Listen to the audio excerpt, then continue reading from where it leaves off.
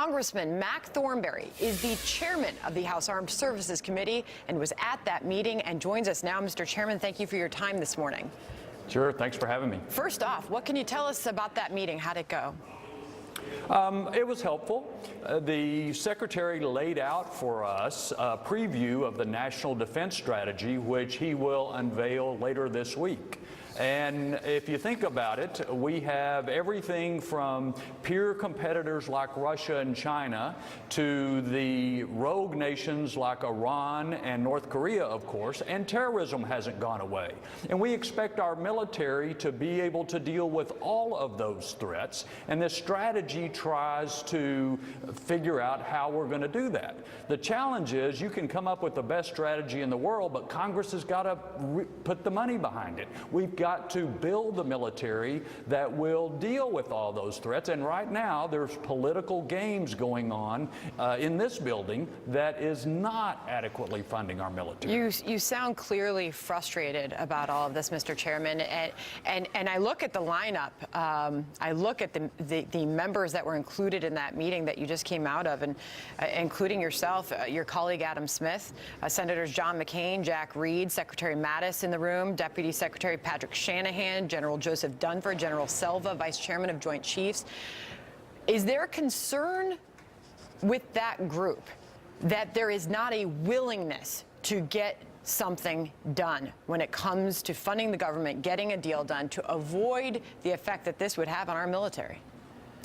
Well, you were exactly right when you picked up that I'm very frustrated, because not only among that group, but among the vast majority of Republicans and Democrats in the House and the Senate, there's agreement that we need to do better for our military, that we need to increase military spending.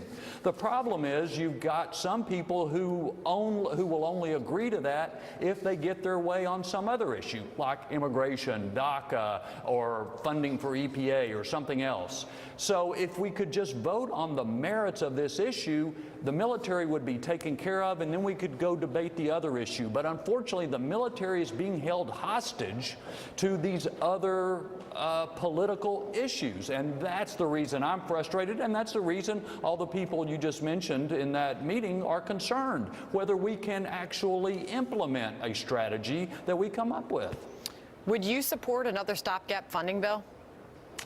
I'm going to meet with my committee later today, and we're going to discuss it. Every day under these stopgap measures does damage to the military. Remember, they've got to spend exactly the same amount of money on the same things that they did a year ago.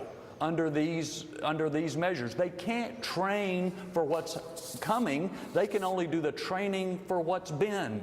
So it hurts the military every single day. I'm hopeful, and I think we could, as I say, with all the agreement on both sides of the aisle, get a budget agreement on not only the military, but the rest of the government. But we've got to stop the political games that are going on. Mr. Chairman, the president is tweeting this. DACA is probably dead because the Democrats don't really want it. Speaking directly to your concerns, Mr. Chairman, they just want to talk and take desperately needed money away from our military. So do you see it the same way as the president?